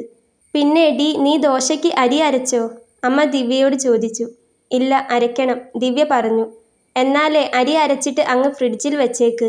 നാളെ സഞ്ജനയ്ക്ക് ദോശ വേണ്ടെന്നാ പറഞ്ഞത്. പത്തിരി ഉണ്ടാക്കിയാൽ മതി. പിന്നെ ഫ്രിഡ്ജിലിരിക്കുന്ന മീനില്ലേ, അത് ഫ്രൈ ആക്കിക്കോ. അവൾക്ക് പത്തിരിയും മീൻ ഫ്രൈയും ഭയങ്കര ഇഷ്ടമാണ്. കുറച്ച് ഗ്രീൻ പീസ് എങ്ങാനും എടുത്ത് വെള്ളത്തിലിട്ടോ, അതുകൊണ്ട് ഒരു ഇഷ്ടം വെക്കാം. അത് മതി. അത് പറഞ്ഞുകൊണ്ട് അമ്മ അവിടെ നിന്ന് പോയി. ഇതൊക്കെ കേട്ടപ്പോൾ സഞ്ജുവിന് ആകെ വല്ലായ്മ തോന്നി. ഒരു വേലക്കാരിയോട് പറയുന്ന പോലെ തൻ്റെ ഭാര്യയോട്. അവന് അമ്മയോട് ആകെ ഒരു വെറുപ്പ് തോന്നി. അവൻ നോക്കുമ്പോൾ ദിവ്യ പണിയിൽ തന്നെയായിരുന്നു. സഞ്ജുവിനുള്ള ചായ എടുത്തു കഴിഞ്ഞ ശേഷം ബാക്കി ചായയും ഫ്ലാസ്കിലാക്കി ദിവ്യ അമ്മ പറഞ്ഞ പോലെ ഡൈനിങ് ഹാളിലേക്ക് പോകുന്നത് സഞ്ജു കണ്ടു. അവിടെ പിടിപ്പത് പണിയുണ്ടെന്ന് ദിവ്യ എപ്പോഴും പറയാറുണ്ടായിരുന്നെങ്കിലും അമ്മ ഇങ്ങനെ ഓർഡർ കൊടുത്ത് അവര് കഴിച്ച പ്ലേറ്റ് വരെ കഴുകിപ്പിച്ച് പണിയെടുപ്പിക്കുന്ന കാര്യം സഞ്ജുവിന് അപ്പോളായിരുന്നു മനസ്സിലായത്. ശരിക്കും ഒരു വേലക്കാരിയോട് പെരുമാറുന്നതിനേക്കാൾ താഴെ രീതിയിലുള്ള അമ്മയുടെ പെരുമാറ്റം കണ്ടപ്പോൾ സഞ്ജുവിന് ശരിക്കും ഒരു വല്ലായ്മ തോന്നി. അപ്പോഴേക്കും ചായ കൊണ്ടുവച്ച് ദിവ്യ തിരികെ അടുക്കളയിലേക്ക് വന്നു. അമ്മ പറഞ്ഞ പോലെ ദിവ്യ ആ പ്ലേറ്റ് എടുത്തു നോക്കി. അതിൽ സഞ്ജന കഴിച്ചതിൻ്റെ ബാക്കി കുറച്ച് ബിരിയാണി ഉണ്ടായിരുന്നു. പറയാൻ മാത്രം ഒന്നുമില്ല, വളരെ കുറച്ച് പ്ലേറ്റിന്റെ ഒരു മൂലയ്ക്ക്. ദിവ്യ ആ പ്ലേറ്റിലേക്ക് ഒന്ന് നോക്കി. എന്തോ ഇഷ്ടം തോന്നിയത് കൊണ്ടായിരിക്കണം അവൾ അത് കളയാതെ അതിൽ നിന്ന് ഒരു നുള്ളു ചോറ് വായിൽ വെച്ചു. ദിവ്യ അതെടുത്ത് വായിൽ വെക്കുന്നത് കണ്ടതും സഞ്ജുവിന് ആകെ സങ്കടം വന്നുപോയി. ശരിക്കും കണ്ണു നിറഞ്ഞു പോയ അവസ്ഥ. അവൻ അവിടെ നിന്ന് വല്ലാതെ ഉരുകിപ്പോയി. അവൻ ദിവ്യയെ തന്നെ നോക്കി. അവൾ അതിൽ നിന്ന് ഒരു നുള്ളു ചോറ് കൂടെ എടുത്ത് വീണ്ടും വായിൽ വെച്ചു. അവൻ അവിടെ നിന്നുകൊണ്ട് ദയയോടെ അവളെ നോക്കി. അതിനിടയ്ക്ക് അവൾ ചുമയ്ക്കുന്നതും കൂടി കണ്ടപ്പോൾ സഞ്ജു ശരിക്കും കരഞ്ഞുപോയി. നിറഞ്ഞ കണ്ണു തുടച്ചുകൊണ്ട് അവൻ അടുക്കളവശം വഴി തന്നെ പുറത്തേക്കിറങ്ങി. തൻ്റെ ഭാര്യയ്ക്ക് വീട്ടിൽ കൊടുക്കുന്ന സ്ഥാനം എത്രയാണെന്ന് അവൻ ഓർത്തു. വലിയ സാമ്പത്തികമുള്ള വീട്ടിലെ കുട്ടി ഒന്നും ആയിരിക്കില്ല അവൾ. പക്ഷേ എനിക്ക് ജോലി ഉള്ളിടത്തോളം കാലം മറ്റൊരാളുടെ എച്ചിൽ തിന്നേണ്ട ഗതികേട് അവൾക്ക് വരാൻ പാടില്ല. അല്ലെങ്കിൽ പിന്നെ താനെന്തിനാ ഭർത്താവാണെന്നും പറഞ്ഞു നടക്കുന്നത്? സഞ്ജു ഓരോന്നൊക്കെ ഓർത്തുകൊണ്ട് നടന്നു. മുൻവശത്തു കൂടെ അകത്തേക്ക് കയറാൻ വേണ്ടി പോകുമ്പോൾ പെട്ടെന്ന് മുറ്റത്തുണ്ടായിരുന്ന ഒരു കല്ലിൽ അവൻ്റെ കാലൊന്ന് മടക്കി കുത്തിപ്പോയി. അയ്യോ! അവൻ അല്പം വേദനയോടെ തന്നെ കാല് പുറകോട്ട് വലിച്ചു. നോക്കിയപ്പോൾ കാലിൻ്റെ തള്ളവിരലും അതിനോടടുത്തുള്ള വിരലും കല്ലിൽ തട്ടി ചെറുതായൊന്ന് മുറിഞ്ഞു തോലടർന്നു പോയിട്ടുണ്ട്. സഞ്ജു വിരലമർത്താതെ പതിയെ നടന്ന് ഉമ്മറത്തേക്ക് ചെന്നു. ദിവ്യയെ! അവൻ മുറ്റത്തുനിന്ന് ദിവ്യയെ വിളിച്ചു. ടിവിയിലെ സീരിയലിൻ്റെ ശബ്ദം കൊണ്ട് തന്നെ അടുക്കളയിലുണ്ടായിരുന്ന ദിവ്യ സഞ്ജു വിളിച്ചത് കേട്ടില്ല. ദിവ്യയെ! അവൻ ഒന്നുകൂടി വിളിച്ചു. ഡൈനിങ് ഹാളിൽ നിന്ന് അമ്മ അപ്പോൾ ഉമ്മറത്തേക്ക് എത്തി നോക്കി. എന്തു പറ്റിയടാ? അമ്മ അവിടെ വാതിൽക്കൽ നിന്നുകൊണ്ട് അവനോട് ചോദിച്ചു. കാലൊന്ന് കല്ലിൽ വെച്ച് കുത്തി. ഒരിത്തിരി വെള്ളമെടുത്ത് തന്നേ, അവൻ അമ്മയോട് പറഞ്ഞു. ദിവ്യയെ! നീ ഒരു ഗ്ലാസ് വെള്ളമെടുത്ത് ഇങ്ങോട്ട് വന്നേ. അമ്മ അവിടെ നിന്നുകൊണ്ട് ദിവ്യയെ വിളിച്ചു. എന്നിട്ട് പിന്നെ വീണ്ടും ടിവിയുടെ മുന്നിലേക്ക് തന്നെ പോയി. എന്താ അമ്മേ? അകത്ത് സോഫയിലിരുന്ന് ടിവി കാണുകയായിരുന്ന സഞ്ജന അമ്മയോട് ചോദിച്ചു. ഓ അതോ, അവൻ്റെ കാൽ ആ കല്ലിലൊന്ന് തട്ടിയതാ, അമ്മ നിസ്സാര മട്ടിൽ സഞ്ജനയോട് പറഞ്ഞു. മറ്റേ സീരിയലിലെ പരസ്യം തീർന്നു കാണും, നീ അതൊന്ന് വെച്ചു നോക്ക്. അതും പറഞ്ഞ് അമ്മയും സഞ്ജനയും വീണ്ടും സീരിയലിലേക്ക് തന്നെ പോയി. ഉമ്മറപ്പടിയിൽ കാല് വേദനിച്ചുകൊണ്ട് നിൽക്കുകയായിരുന്ന സഞ്ജു അതെല്ലാം കേട്ടു. തൻ്റെ കാൽ തട്ടി ചോര വന്നു എന്നറിഞ്ഞിട്ടും അവരവരുടെ പാട്ടിനു പോയി. എന്തു പറ്റിയതാണെന്ന് പോലും അമ്മയൊന്നും വന്നു നോക്കിയില്ല. കാര്യം അറിഞ്ഞിട്ടും പെങ്ങളും അങ്ങോട്ട് വന്നില്ല. അപ്പോഴാണ് കാര്യം അറിയാതെ ഗ്ലാസ്സിൽ വെള്ളവുമായി ദിവ്യ അങ്ങോട്ട് എത്തിയത്. വെള്ളവുമായി അങ്ങോട്ട് വന്ന അവളെ കണ്ടതും സഞ്ജു അവളുടെ കണ്ണുകളിലേക്ക് തന്നെ നോക്കി. എന്തുപറ്റി? ദിവ്യ വേഗം അവൻ്റെ അടുക്കലേക്ക് വന്ന് അവനോട് ചോദിച്ചു. ഒന്നുമില്ല, ഞാൻ തോർത്ത് അയലിലിട്ട് വരുമ്പോൾ കാലൊന്ന് കല്ലിൽ വെച്ച് കുത്തിപ്പോയി, സഞ്ജു അവളോട് പറഞ്ഞു.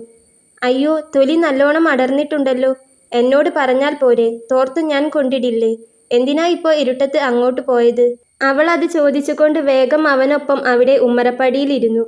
കയ്യിലുണ്ടായിരുന്ന ഗ്ലാസ്സിലെ വെള്ളം വേഗം സഞ്ജുവിന് കൊടുത്തു. സഞ്ജു വേഗം അവളുടെ കയ്യിൽ നിന്ന് അത് വാങ്ങി കുടിച്ചു. ദിവ്യ അപ്പോൾ അവൻ്റെ വിരല് പിടിച്ച് പതിയെ നോക്കുകയായിരുന്നു.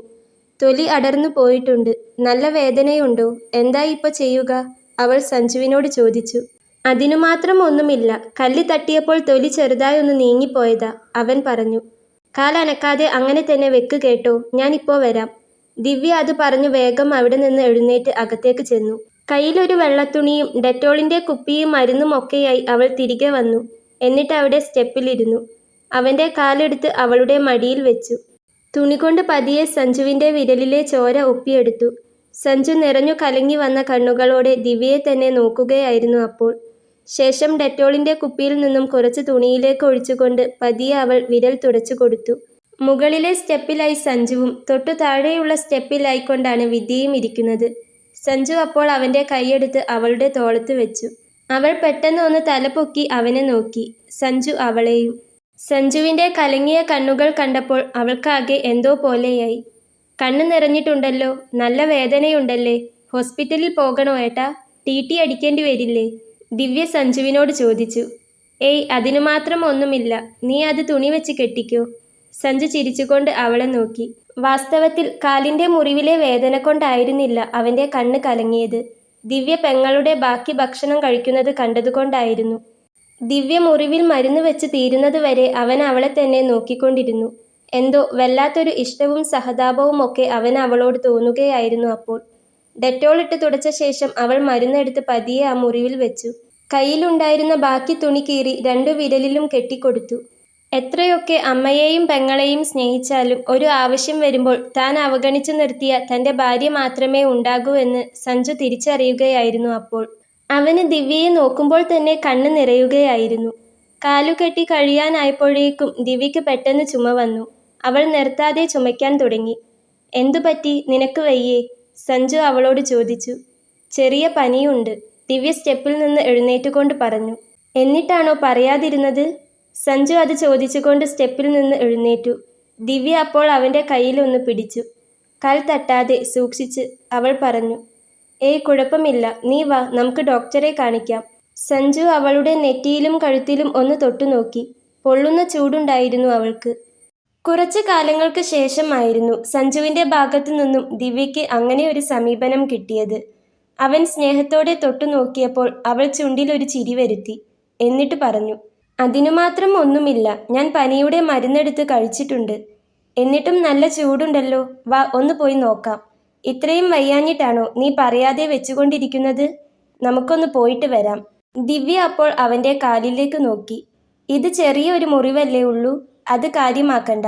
നീ ചെന്നു റെഡിയാവ്, നമുക്കൊന്ന് പോയി വരാം, സഞ്ജു പറഞ്ഞു. ശരിക്ക് പറഞ്ഞാൽ ദിവ്യയ്ക്ക് തീരെ വയ്യായിരുന്നു. പിന്നെ സഞ്ജു നിർബന്ധിച്ച് വിളിക്കുക കൂടി ചെയ്തപ്പോൾ ഒന്ന് പോയി വന്നേക്കാമെന്ന് അവൾക്കും തോന്നി. ഞാനെന്നാൽ മാറ്റിക്കോട്ടെ, അവൾ അവനോട് ചോദിച്ചു. അതല്ലേ ഞാൻ പറഞ്ഞത്, അവൻ അവളുടെ കവിളിൽ തട്ടി. ചെന്നു ഡ്രസ്സ് മാറ്റിയിട്ട് വാ, നമുക്ക് പോയി ഡോക്ടറെ കാണിക്കാം, സഞ്ജു വളരെ സ്നേഹത്തോടെ അവളോട് പറഞ്ഞു. പണ്ടെങ്ങോ തന്നോട് സംസാരിക്കുന്ന അത്രയും സ്നേഹമുള്ള സഞ്ജുവിനെയാണ് അവൾക്കപ്പോൾ അവനിൽ കാണാൻ കഴിഞ്ഞത്. കവിളിൽ തട്ടി വാത്സല്യത്തോടെ അവനത് പറഞ്ഞപ്പോഴേക്കും ദിവ്യയുടെ കണ്ണ് നിറഞ്ഞിരുന്നു. അവളുടെ കണ്ണിൽ നിന്നും ഇറ്റുവീണ ഒരു തുള്ളി കണ്ണുനീർ സഞ്ജു അവൻ്റെ കൈകൊണ്ട് തുടച്ചു കൊടുത്തു. എന്നിട്ട് പറഞ്ഞു, വിഷമിക്കേണ്ട, പോയി ഡ്രസ്സ് മാറിയിട്ട് വാ, ഏട്ടനല്ലേ പറയുന്നേ. സഞ്ജുവിൻ്റെ വാക്കുകൾ കേട്ടപ്പോൾ അവൾ കരയുന്നതിനോടൊപ്പം തന്നെ ചിരി വരുത്തിക്കൊണ്ട് അകത്തേക്ക് ചെന്നു. അവൻ ഓരോന്നൊക്കെ ഓർത്തുകൊണ്ട് ഉമ്മറക്കോലായിൽ തന്നെ നിന്നു. അമ്മയുടെ സീരിയലിൻ്റെ ശബ്ദം ഉച്ചത്തിൽ അങ്ങോട്ട് കേട്ടപ്പോൾ സഞ്ജുവിന് ശരിക്കും ദേഷ്യം വന്നു. കുടുംബത്തുള്ളവർക്ക് എന്തെങ്കിലും പറ്റിയാൽ തിരിഞ്ഞു നോക്കില്ല.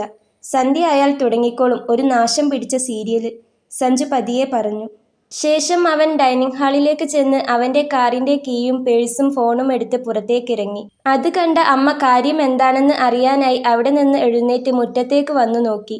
അപ്പോഴാണ് ഡ്രസ്സ് മാറി ദിവ്യയും അങ്ങോട്ട് വന്നത്. അല്ല, നിങ്ങൾ രണ്ടും കൂടി ഇത് എങ്ങോട്ടാ? അമ്മ അവരെ രണ്ടുപേരെയും മാറി മാറി നോക്കിക്കൊണ്ട് ചോദിച്ചു. ഞങ്ങൾ പുറത്തേക്കാ, ഇവളെ ഒന്ന് ഡോക്ടറെ കാണിക്കണം, സഞ്ജു പറഞ്ഞു. ഡോക്ടറെ കാണിക്കാനോ? അതിന് ഇവൾക്കെന്താ കുഴപ്പം?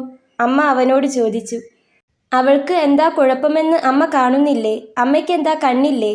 അവളുടെ മുഖത്തേക്കൊന്ന് നോക്കിയേ, ഒരു വയ്യായികയും അമ്മയ്ക്ക് തോന്നുന്നില്ലേ? പനിച്ചിട്ട് കണ്ണും മുഖവും ഒക്കെ വല്ലാതെ ഇരിക്കുന്നത് കണ്ടില്ലേ? സഞ്ജു കുറച്ച് ശബ്ദം കനപ്പിച്ചുകൊണ്ട് അമ്മയോട് പറഞ്ഞു. പനിയോ? ഇവൾക്കോ? അമ്മ കാര്യം അറിയാത്ത ഭാവത്തിൽ അവളെ ഒന്ന് നോക്കി. ഇവൾക്ക് അങ്ങനെ പനിയൊന്നും വരാത്തതാണല്ലോ, പിന്നെന്തു പറ്റി ഇപ്പോ ഒരു പനി? അമ്മ ദിവ്യയോട് ചോദിച്ചു. പിന്നെന്തു പറ്റി ഇപ്പോ ഒരു പനിയെന്നോ? അവളും ഒരു മനുഷ്യനല്ലേ അമ്മേ? പനി ആരോടും ചോദിച്ചിട്ടൊന്നുമല്ല വരുന്നത്. ആർക്കും എപ്പോഴും രോഗം വരാം. നീ വന്നേ, സഞ്ജു ദിവ്യയെ വിളിച്ചു. സഞ്ജു അമ്മയോട് അങ്ങനെയൊക്കെ പറയുന്നത് കേട്ടപ്പോൾ കാര്യം എന്താണെന്നറിയാതെ ദിവ്യ ഷോക്കായി നിൽക്കുകയായിരുന്നു. കാരണം സ്നേഹത്തോടെ അല്ലാതെ ഇന്നുവരെ ശബ്ദം കനപ്പിച്ച് സഞ്ജു അമ്മയോട് പെരുമാറിയിട്ടില്ല. താൻ അമ്മയെക്കുറിച്ച് എന്തു പറഞ്ഞാലും സഞ്ജുവേട്ടൻ അത് വകവയ്ക്കാറില്ല. പിന്നെ ഇതെന്തു പറ്റി?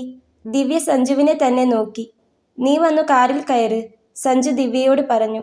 നീ എന്തിനാടാ ചെക്ക എന്നോട് കിടന്ന് തുള്ളിക്കളിക്കുന്നത്? നിന്റെ ഭാര്യയ്ക്ക് പനിയുണ്ടെങ്കിൽ അവൾ പറയണം, എന്നാലേ എനിക്ക് അറിയാൻ പറ്റൂ. അല്ലാതെ ഞാൻ നിന്റെ ഭാര്യയെ തൊട്ടുനോക്കി പനിയുണ്ടോ എന്ന് ചോദിച്ചുകൊണ്ട് നടക്കുകയല്ല എപ്പോഴും. ഇനി അങ്ങനെ പനിയുണ്ടെങ്കിൽ തന്നെ ഒരു ഗുളികയും എടുത്തു കഴിച്ച് ഒരു മൂലയ്ക്ക് കിടന്നാൽ പോരെ? അതിനു നീ ഈ രാത്രി സമയം നേരത്ത് ഇവളെയും കൊണ്ട് പോകണോ? അമ്മ സഞ്ജുവിനെ വല്ലാത്തൊരു ഭാവത്തോടെ നോക്കി. എന്നിട്ട് കഴിഞ്ഞ ആഴ്ച ഇങ്ങനെയല്ലായിരുന്നല്ലോ. അമ്മയ്ക്ക് ചെറിയൊരു തുമ്മലും ജലദോഷവും വന്നു എന്ന് പറഞ്ഞ് അപ്പോൾ തന്നെ പോയിരുന്നില്ലേ ഹോസ്പിറ്റലിലേക്ക്? ഏതെങ്കിലും മരുന്നും എടുത്തു കഴിച്ച് അമ്മയ്ക്ക് ഒരു മൂലയ്ക്ക് കിടന്നാൽ പോരായിരുന്നോ? എന്തേ, അമ്മയ്ക്ക് കിടക്കാൻ മാത്രം ഈ വീട്ടിൽ മൂലയില്ലേ? അമ്മയ്ക്ക് വയ്യാതായാൽ അയ്യോ അവിടെ വേദന ഇവിടെ വേദന, എണീക്കാൻ വയ്യ, തല പൊക്കാൻ വയ്യ എന്നൊക്കെയാണല്ലോ. എൻ്റെ ഭാര്യ ഇത്രയും പനിച്ചു കിടന്നിട്ടും അമ്മയ്ക്ക് നിസ്സാരമല്ലേ? നടക്കില്ല അമ്മേ.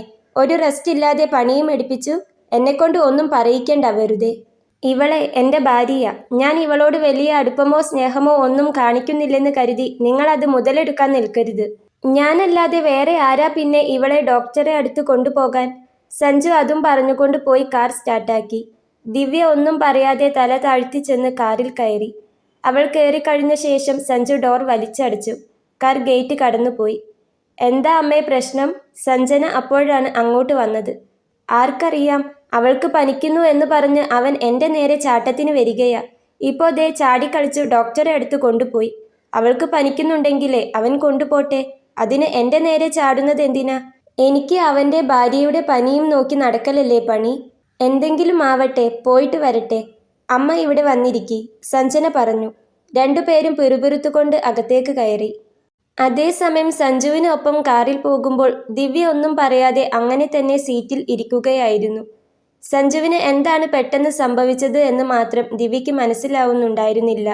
അമ്മയുടെയും പെങ്ങളുടെയും ഭാഗം മാത്രം പറയുന്ന സഞ്ജു ഇന്ന് തനിക്ക് വേണ്ടി അമ്മയോട് ശബ്ദമെടുത്തു. കാര്യം മനസ്സിലാകാതെ അവൾ ഡ്രൈവ് ചെയ്തുകൊണ്ടിരിക്കുന്ന സഞ്ജുവിനെ ഇടയ്ക്ക് നോക്കിക്കൊണ്ടിരുന്നു. കാറിൽ വെച്ച് സഞ്ജു ദിവ്യയോട് ഒന്നും സംസാരിച്ചതേയില്ല. എങ്കിലും അവൻ്റെ മനസ്സാകെ കുറ്റബോധം കൊണ്ട് നീറുകയായിരുന്നു. പെങ്ങൾ കഴിച്ചതിൻ്റെ എച്ചിൽ ഭക്ഷണം കഴിക്കുന്ന ദിവ്യയുടെ രംഗം മനസ്സിലേക്ക് ഓടി വന്നപ്പോൾ ഡ്രൈവിങ്ങിനിടയിലും അവൻ്റെ കണ്ണുകൾ ഒരു നിമിഷം ഇറുക്കി അടച്ചുപോയി. അവൾക്ക് എന്തെങ്കിലും വേണമോ എന്നോ എന്തിനോടെങ്കിലുമൊക്കെ ഇഷ്ടമുണ്ടോ എന്ന് പോലും താൻ ചോദിക്കാറില്ല. നല്ലത് എന്തെങ്കിലും കഴിക്കാൻ ചിലപ്പോൾ കൊതിച്ചിരിക്കാം. ഒന്നും അവൾക്കായിട്ട് വാങ്ങി നൽകാറില്ല, എവിടെയും കൊണ്ടുപോകാറുമില്ല. പാവം, എന്നിട്ടും അവൾ എന്നെ സ്നേഹിച്ചിട്ടേ ഉള്ളൂ. താനായിട്ട് കണ്ട് ഇഷ്ടപ്പെട്ട് വിവാഹം കഴിച്ച കുട്ടിയാണ്. നല്ലൊരു ജീവിതം ആഗ്രഹിച്ചു തന്നെയാണ് താലി ചാർത്തിയതും. ശരിക്കും പറഞ്ഞാൽ തനിക്ക് അവളോട് ഇതുവരെ ഒരു ഇഷ്ടക്കുറവും ഉണ്ടായിട്ടില്ല. പക്ഷേ തുടക്കത്തിൽ കാണിച്ചിരുന്ന ശ്രദ്ധയും സ്നേഹവും ഒന്നും പിന്നീട് താൻ അവളുടെ കാര്യത്തിൽ കാണിക്കാൻ വിട്ടുപോയി. അമ്മയും പെങ്ങളും ചെവിയുടെ രണ്ടു തലക്കൽ നിന്നും പലതും ഓതിത്തന്നപ്പോൾ ദിവ്യയെ പല കാര്യങ്ങളിലും താൻ അവഗണിക്കാൻ തുടങ്ങിയിരുന്നു എന്നത് ശരിയാണ്. അമ്മയെയും സഹോദരിയെയും വെച്ച് നോക്കുമ്പോൾ ഭാര്യ തനിക്കെന്നും രണ്ടാം സ്ഥാനത്ത് തന്നെയായിരുന്നു. പക്ഷേ അവരിവളോട് ഇത്രത്തോളം മോശമായി പെരുമാറുന്ന കാര്യമൊന്നും താൻ ഇതുവരെ അറിഞ്ഞിട്ടില്ല. ആകെക്കൂടെ എന്തോ പോലെ തോന്നിയ സഞ്ജു ഒന്നും മിണ്ടാതെ തന്നെ കാർ ഡ്രൈവ് ചെയ്തു. സഞ്ജുവിൻ്റെ വീട്ടിൽ നിന്നും 2 കിലോമീറ്റർ അപ്പുറത്ത് ഒരു ഡോക്ടറുണ്ട്. അവിടെ ചെന്നു ദിവ്യയെ കാണിച്ചു. ഡോക്ടർ 5 ദിവസത്തേക്ക് മരുന്ന് എഴുതി, ഒപ്പം നല്ല റെസ്റ്റും വേണമെന്ന് പറഞ്ഞു. ക്ലിനിക്കിന് തൊട്ടു മുന്നിലുള്ള മെഡിക്കൽ സ്റ്റോറിൽ നിന്നും അവർ ചെന്ന് മരുന്ന് വാങ്ങി. നല്ല പനിയും ചുമയും ഒക്കെ ഉള്ളതുകൊണ്ട് തന്നെ 5 വീതം മരുന്നുണ്ടായിരുന്നു. അത് വാങ്ങി പൈസ കൊടുത്തു കഴിഞ്ഞ് അവർ വീണ്ടും കാറിൽ കയറി. കാർ സ്റ്റാർട്ടാക്കിയ സഞ്ജു കാർ വീട്ടിലേക്ക് തിരിക്കേണ്ടതിന് പകരം ടൗൺ റോഡിലേക്ക് എടുത്തു. കാർ മുന്നോട്ട് പോകുന്നത് കണ്ടപ്പോൾ ദിവ്യ ഒന്ന് റോഡിലേക്ക് നോക്കി. എന്താ ഏട്ടാ ഇതിലേ പോകുന്നത്? അവൾ സഞ്ജുവിനെ നോക്കി ചോദിച്ചു. എനിക്കൊരു സ്ഥലം വരെ പോകാനുണ്ട്, ഒരു 5 മിനിറ്റ്, സഞ്ജു പറഞ്ഞു. ദിവ്യ ശരിയെന്ന് തലയാട്ടി. 5 മിനിറ്റ് പോയി കഴിഞ്ഞപ്പോൾ ടൗണിനോടടുത്തുള്ള വലിയൊരു റെസ്റ്റോറൻറ്റിൻ്റെ മുന്നിൽ സഞ്ജുവിൻ്റെ കാർ നിർത്തി. അവൻ കാറിൽ നിന്നിറങ്ങി ഡോർ അടച്ച ശേഷം ദിവ്യ ഇരിക്കുന്ന ഭാഗത്ത് വന്നു. ഇവിടെ ഇരിക്കെ, ഇപ്പോൾ വരാം ട്ടോ, സഞ്ജു ചിരിച്ചുകൊണ്ട് ദിവ്യയോട് പറഞ്ഞു. വേഗം വരില്ലേ? ദിവ്യ ചോദിച്ചു. ഒരു 5 മിനിറ്റ്, ദാ എത്തി. സഞ്ജു അത് പറഞ്ഞുകൊണ്ട് റെസ്റ്റോറൻറ്റിലേക്ക് കയറിപ്പോയി. ദിവ്യയ്ക്ക് അപ്പോൾ മനസ്സിൽ എത്രയോ ആശ്വാസം തോന്നുന്നുണ്ടായിരുന്നു. ഏറെ ദിവസങ്ങൾക്ക് ശേഷം ഏട്ടൻ എന്നോട് വളരെ സ്നേഹത്തോടെ പെരുമാറുന്നു. ശരിക്കും പറഞ്ഞാൽ താൻ എന്ന ഒരു പെണ്ണ് കൊതിച്ചിരുന്നത് ഇതൊക്കെ തന്നെയാണ്. തന്നെ ഒരുപാട് സ്നേഹിക്കുന്ന പണ്ടത്തെ ആ സഞ്ജു ഏട്ടനെ തിരിച്ചു കിട്ടിയ പോലെ അവൾക്ക് തോന്നി. അവൾ റോഡിലേക്ക് നോക്കിക്കൊണ്ട് കാറിൽ അങ്ങനെയിരുന്നു. ഷോപ്പുകളിലും റോഡിലുമെല്ലാമായി മനോഹരമായ വെളിച്ചമുണ്ട്. ചില കടകളിൽ പലതരത്തിലുള്ള ലൈറ്റുകളാണ് മിന്നുന്നത്. ആ ലൈറ്റുകളിലെ വെളിച്ചം പോലെ അവളുടെ മനസ്സും അപ്പോൾ പ്രകാശിക്കുകയായിരുന്നു. സഞ്ജുവിൻ്റെ പെരുമാറ്റത്തിൽ വന്ന വലിയ മാറ്റം ഓർത്തുകൊണ്ട് അവൾ ഇരുന്നു. അല്പനേരം കൊണ്ട് തന്നെ സഞ്ജു തിരികെ വന്നു കാറിലേക്ക് കയറി. ദിവ്യ നോക്കുമ്പോൾ അവൻ്റെ കയ്യിൽ വലിയൊരു കവറുണ്ടായിരുന്നു. അവൻ ആ കവർ അവളുടെ മടിയിലേക്ക് വെച്ചു കൊടുത്തു. അതിൽ എന്താണെന്ന് അറിയാതെ ദിവ്യ കവറിലേക്കും അവൻ്റെ മുഖത്തേക്കും ഒന്ന് മാറി മാറി നോക്കി. ബിരിയാണിയാണ്, സഞ്ജു അവളുടെ മുഖത്തേക്ക് നോക്കി സ്നേഹത്തോടെ പറഞ്ഞു. ദിവ്യ അപ്പോൾ എന്തു പറയണമെന്നറിയാതെ ഒന്നുകൂടെ അവനെ തന്നെ നോക്കി. പിന്നെ ചോദിച്ചു, ഇതാർക്കാ, അമ്മയ്ക്കും ചേച്ചിക്കുമാണോ? അവൾ അത് ചോദിച്ചപ്പോൾ സഞ്ജുവിൻ്റെ മുഖമൊന്ന് വാടി. അമ്മയ്ക്കും പെങ്ങൾക്കും ഒന്നുമല്ല, നിനക്കാണ്. നിന്നെയും കൂട്ടി ഹോട്ടലിൽ പോയിരുന്നു കഴിക്കാമെന്നാ വിചാരിച്ചത്. പക്ഷേ നിനക്കിപ്പോൾ വയ്യാതിരിക്കുകയല്ലേ? നമുക്ക് പിന്നെ ഒരു ദിവസം ഇവിടെ വന്നിട്ട് കഴിക്കാം. ഇപ്പോൾ വീട്ടിൽ പോകാം. ഇത് കഴിച്ചിട്ട് ഡോക്ടർ തന്ന മരുന്നു കൂടി കുടിച്ച് നന്നായിട്ടൊന്ന് മൂടി പുതച്ച് കിടന്നാൽ മതി. പനിയൊക്കെ മാറിക്കോളും, സഞ്ജു വളരെ സ്നേഹത്തോടെ അവളോട് പറഞ്ഞു. സഞ്ജുവിൻ്റെ സംസാരം കേട്ടപ്പോൾ ദിവ്യയുടെ കണ്ണ് നിറഞ്ഞു വന്നെങ്കിലും അവൾ അവളുടെ സങ്കടത്തെ അടക്കിപ്പിടിക്കാൻ ശ്രമിച്ചു. നിനക്ക് ഇഷ്ടമല്ലേ ബിരിയാണി? സഞ്ജു അവളോട് ചോദിച്ചു. അതെ, ഇഷ്ടമാണ്, അവൾ മെല്ലെ പറഞ്ഞു. അമ്മ ഇന്ന് ബിരിയാണി വേണമെന്ന് വിളിച്ചു പറഞ്ഞപ്പോൾ ഞാൻ 3 ബിരിയാണി ഓർഡർ ചെയ്ത് കൊടുത്തയച്ചതാ. നിനക്കും അമ്മയ്ക്കും അവൾക്കും കൂടിയാ അത് വാങ്ങിയത്. പക്ഷേ അവരത് എന്തുകൊണ്ട് നിനക്ക് തന്നില്ല എന്ന് എനിക്കറിയില്ല. ഒരിത്തിരി മര്യാദയുള്ള മനുഷ്യരായിരുന്നു അവരെങ്കിൽ അവർ രണ്ടുപേരും ഇരുന്ന് ഭക്ഷണം കഴിക്കുമ്പോൾ നിന്നെ വിളിക്കാതിരിക്കുമോ? അമ്മയുടെയും പെങ്ങളുടെയും അധികാരം കാണിച്ച് ആ ഭക്ഷണം മുഴുവൻ അവരെടുത്ത് കഴിക്കുമ്പോൾ അതിനേക്കാൾ അധികാരം എൻ്റെ പൈസയിലും ഞാൻ വാങ്ങിക്കൊടുത്തയക്കുന്ന സാധനത്തിലും നിനക്കുണ്ടെന്ന് അവർ ഓർത്തു കാണില്ല. അവര് എൻ്റെ അമ്മയും പെങ്ങളും ഒക്കെയാണെങ്കിൽ നീ എൻ്റെ ഭാര്യയുമാണ്, അല്ലാതെ അവരുടെ വേലക്കാരിയല്ല. അല്ലെങ്കിലും ചില തിരിച്ചറിവുകൾ ഉണ്ടാകുന്നത് നല്ലതാ. ഇന്ന് എനിക്ക് അവരെ മനസ്സിലാക്കാൻ കഴിഞ്ഞു. പ്രസവിച്ച അമ്മയാണെങ്കിലും കൂടെ പിറന്ന പെങ്ങളാണെങ്കിലും അവരുടെ മനസ്സ് ഇങ്ങനെയാണെന്ന് ഇതുവരെ എനിക്കറിയില്ലായിരുന്നു. ഒരു വീട്ടിൽ 3 പേരുള്ളപ്പോൾ അതിൽ 2 പേര് മാത്രം വയറു നിറച്ച് ഭക്ഷണം കഴിച്ചിട്ട് മറ്റൊരാൾക്ക് എച്ചിലിട്ട് കൊടുക്കുന്നത് എവിടുത്തെ മര്യാദയാണെന്നാ എനിക്ക് മനസ്സിലാകാത്തത്. മനസ്സിൽ അത്രയും ദുഷിപ്പുള്ളവർക്കേ അങ്ങനെ പെരുമാറാൻ കഴിയൂ. ആ അമ്മയുടെ മോനാണെങ്കിലും ഞാനൊരിക്കലും അങ്ങനെ ചെയ്യില്ല. ആ ഒരു സ്വഭാവം ഞാൻ പഠിച്ചിട്ടുമില്ല. ഭക്ഷണം കഴിക്കുന്ന സമയത്ത് ഒരു അപരിചിതൻ കയറി വന്നാൽ പോലും ഞാൻ അയാളെ ഭക്ഷണം കഴിക്കാൻ വിളിക്കും. അത് വെച്ച് നോക്കുമ്പോൾ അത് പറയുമ്പോൾ ദേഷ്യം കൊണ്ട് സഞ്ജു അവൻ്റെ പല്ലു കടിക്കുന്നുണ്ടായിരുന്നു. അവൻ്റെ മുഖമാകെ വലിഞ്ഞു മുറുകി. ദേഷ്യം അടക്കാനായി അവൻ കാറിൻ്റെ സ്റ്റിയറിങ്ങിൽ 2-3 തവണ അടിച്ചു. സഞ്ജു പറയുന്നതൊക്കെ കേട്ട് അവൻ്റെ കണ്ണിലേക്ക് തന്നെ നോക്കിയിരിക്കുകയായിരുന്നു ദിവ്യ. അവനോട് എന്ത് പറയണമെന്ന് അവൾക്ക് അറിയുന്നുണ്ടായിരുന്നില്ല. അവളുടെ 2 കണ്ണുകളും നിറഞ്ഞൊഴുകുകയായിരുന്നു. ഒരു വിതുമ്പലോടെ അവൾ അവളുടെ കരച്ചിലിനെ അമർത്തിപ്പിടിച്ചു. വിഷമം തോന്നിയില്ലേ ദിവ്യ നിനക്ക് അവരങ്ങനെ ചെയ്തപ്പോൾ? സഞ്ജു അവളുടെ മുഖത്ത് തലോടിക്കൊണ്ട് ദയയോടെ ചോദിച്ചു. ദിവ്യ അപ്പോൾ അവനെ നോക്കി ചെറുതായി ഒന്ന് പുഞ്ചിരിച്ചു. എന്നിട്ട് പറഞ്ഞു, അമ്മയും അവളും പലപ്പോഴും എന്നോട് അങ്ങനെ പെരുമാറിയിട്ടുണ്ട്. ആദ്യമൊക്കെ വിഷമം തോന്നാറുണ്ടായിരുന്നു, ഒത്തിരി കരഞ്ഞിട്ടുമുണ്ട്. ഇപ്പോൾ അതൊക്കെ ഒരു ശീലമായി. അവൾ ഉള്ളിലെ സങ്കടം അമർത്തിപ്പിടിച്ചുകൊണ്ട് പറഞ്ഞു.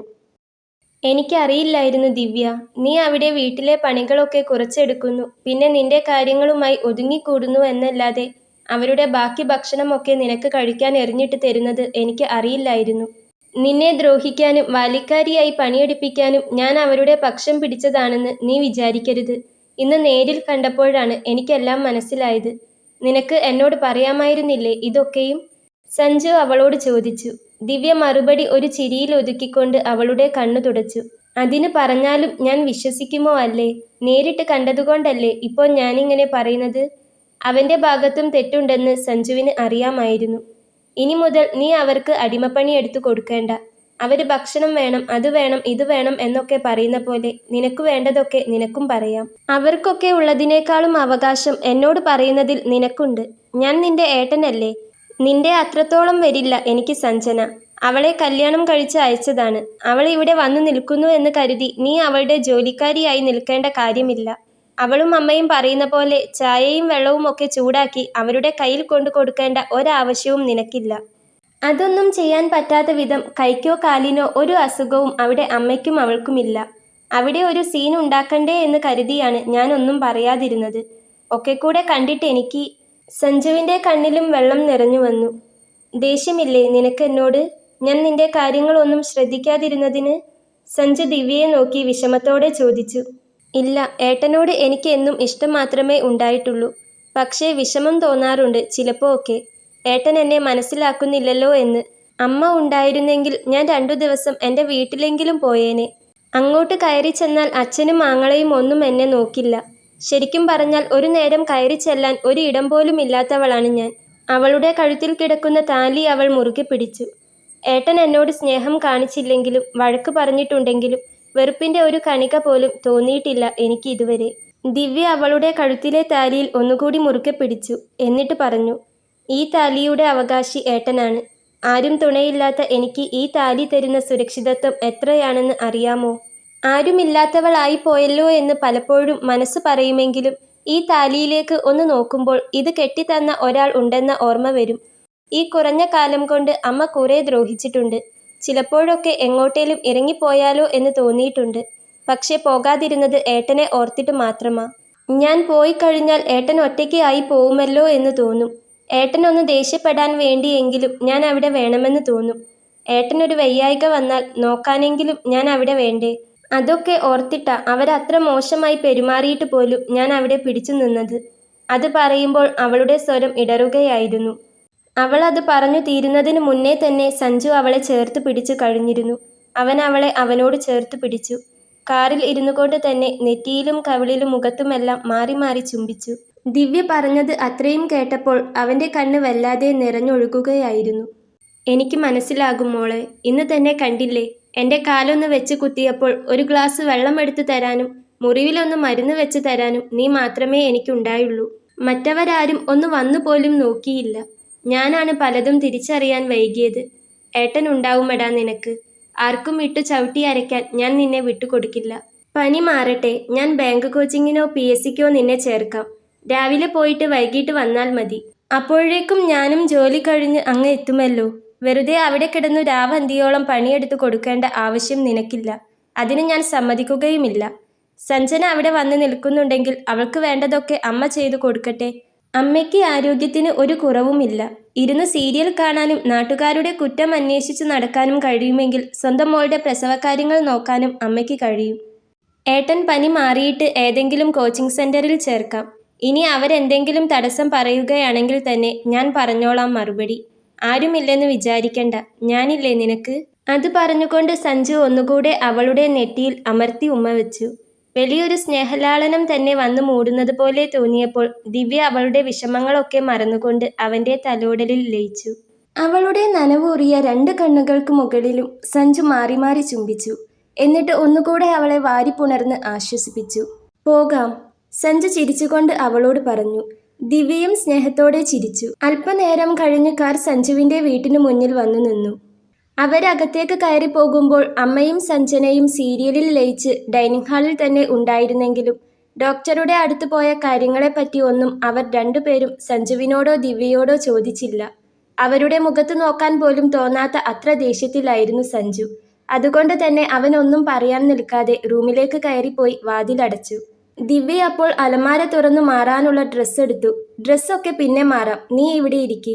സഞ്ജു അവളെ അവിടെ കട്ടിലിൽ ഇരുത്തിച്ചു. എന്നിട്ട് വാങ്ങിക്കൊണ്ടു വന്ന പൊതി തുറന്നു.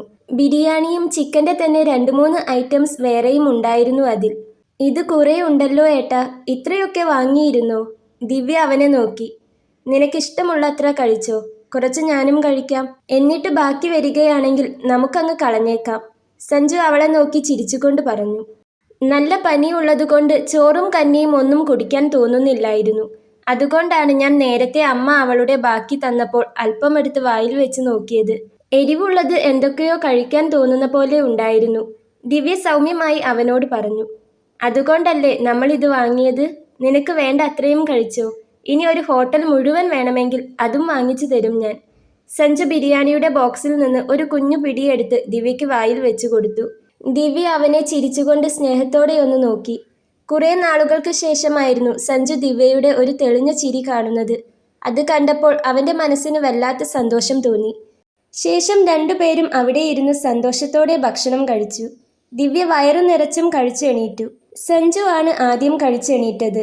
ദിവ്യ ചെന്ന് കൈ കഴുകി വരുമ്പോഴേക്കും സഞ്ജു പൊതിയിൽ നിന്നും മരുന്നെടുത്ത് പൊട്ടിച്ചു വെച്ചിരുന്നു. അവൻ മരുന്നും ഗ്ലാസ്സിൽ വെള്ളവും അവളുടെ കയ്യിലേക്ക് കൊടുത്തു. അവളെക്കൊണ്ട് മരുന്ന് കഴിപ്പിച്ചു. ദിവ്യ അപ്പോഴൊക്കെയും സ്നേഹത്തോടെ സഞ്ജുവിനെ നോക്കി. അവൻ ഒരിക്കൽ കൂടി അവളുടെ നെറ്റിയിൽ അരുമയായി ചുംബിച്ചു.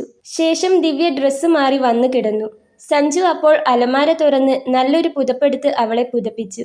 എന്നിട്ട് അവൻ്റെ ഫോൺ മാറ്റി വെച്ചുകൊണ്ട് അവളുടെ കൂടെ പുതപ്പിനുള്ളിലേക്ക് ചേർന്ന് കിടന്നു. കുഞ്ഞുകുട്ടികൾ നോക്കുന്ന പോലെ ആ പുതപ്പിനുള്ളിൽ കിടന്നുകൊണ്ട് ദിവ്യ അവനെ നോക്കി. സഞ്ജു അപ്പോൾ അവളെ അവൻ്റെ ദേഹത്തേക്ക് എടുത്തു കിടത്തി 2 കൈകൊണ്ട് മുറുക്കി പിടിച്ചു. അവൻ്റെ ശരീരത്തിൻ്റെ മുകളിലായിക്കൊണ്ട് അവൾ കമിഴ്ന്നു കിടന്നു. അവൻ ആ പുതപ്പ് 2 പേരുടെയും തലയിലൂടെ ഇട്ട് ദേഹം മുഴുവനായി മൂടി. ശേഷം 2 കൈകൾ കൊണ്ടും ഒന്നുകൂടി അവളെ ചേർത്ത് പിടിച്ചു. എന്നിട്ട് പറഞ്ഞു. ഇനി എൻ്റെ ദിവ്യമോൾ സുഖമായി കണ്ണടച്ച് കിടന്നുറങ്ങിക്കോ. ഒന്ന് ഉറങ്ങി എണീക്കുമ്പോഴേക്കും ഈ പനിയൊക്കെ അങ്ങ് വിട്ടിട്ടുണ്ടാകും. സഞ്ജു അവളുടെ നെറ്റിയിൽ ഉമ്മ വെച്ചുകൊണ്ട് പറഞ്ഞു. ദിവ്യ മനസ്സ് നിറഞ്ഞ സമാധാനത്തോടെ അവൻ്റെ നെഞ്ചിലേക്ക് തല ചേർത്ത് വെച്ചു. എന്നിട്ട് കണ്ണുകൾ മെല്ലെ അടച്ചു. മുഴുവനായി അവൻ്റെ ദേഹത്തങ്ങനെ പറ്റിച്ചേർന്നു കിടക്കുമ്പോൾ അവൾക്ക് അന്നോളം തോന്നിയിട്ടില്ലാത്ത ഒരു സുഖം അനുഭവപ്പെട്ടു. എത്രയോ രാത്രികളിൽ അവൾ കൊതിച്ച ഒരു സഞ്ജുവായിരുന്നു അവനപ്പോൾ. കൊച്ചു കുഞ്ഞിനെ ഉറക്കുന്ന പോലെ സഞ്ജു അവളെ നെഞ്ചിൽ കിടത്തി തലോടിക്കൊണ്ടിരുന്നു. കുറെ അവഗണിക്കുകയും വഴക്കു പറയുകയും ഒക്കെ ചെയ്തിട്ടുണ്ടെങ്കിലും ഇവൾ തൻ്റെ പ്രാണൻ തന്നെയായിരുന്നെന്ന് സഞ്ജു അപ്പോൾ തിരിച്ചറിയുകയായിരുന്നു. അതുകൊണ്ടാണ് അവളുടെ നിസ്സഹായാവസ്ഥ നേരിൽ കണ്ടപ്പോഴേക്കും തൻ്റെ നെഞ്ച് പിടഞ്ഞത്. ഇനി ആരുടെയും ദാസിയായി ഞാനിവളെ ഇട്ടുകൊടുക്കില്ല. മറ്റെല്ലാ ബന്ധങ്ങൾക്കും അപ്പുറത്ത് ഇവളാണ് എൻ്റെ എല്ലാം. സഞ്ജു മനസ്സിൽ ഉറപ്പിച്ചു കഴിഞ്ഞിരുന്നു. കല്യാണം കഴിഞ്ഞ നാളിൽ ഒരിക്കൽ ദിവ്യയ്ക്ക് വിശേഷമുണ്ടായപ്പോൾ അത് 3-ാം മാസത്തിൽ നഷ്ടപ്പെട്ടു പോയതാണ്. ദിവ്യയ്ക്ക് വീണ്ടും ആഗ്രഹമുണ്ടായിരുന്നെങ്കിലും ഒരു കുഞ്ഞിനെക്കുറിച്ച് താൻ പിന്നെ ചിന്തിച്ചില്ല. ഇനി അത് പോരാ, എനിക്കൊരു കുഞ്ഞിനെ വേണം.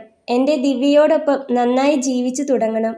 അമ്മയില്ലാത്ത വിഷമം ഇന്നിവൾ പറഞ്ഞു. ഇനി ഇവളുടെ മനസ്സ് വിഷമിക്കാൻ പാടില്ല. കൊടുക്കാവുന്ന സന്തോഷം അത്രയും തനിക്ക് കൊടുക്കണം. സഞ്ജു ദിവ്യയെ ഒന്നുകൂടി ഉമ്മ വെച്ചു. തൻ്റെ എല്ലാം ആയവൻ്റെ നെഞ്ചിൽ കിടന്ന് ദിവ്യ അപ്പോഴേക്കും ഉറങ്ങിക്കഴിഞ്ഞിരുന്നു. മനസ്സുകൊണ്ടും ശരീരം കൊണ്ടും അവളെ വാരിപ്പുണർന്നുകൊണ്ട് സഞ്ജുവും അവൻ്റെ കണ്ണുകൾ മെല്ലെ അടച്ചു.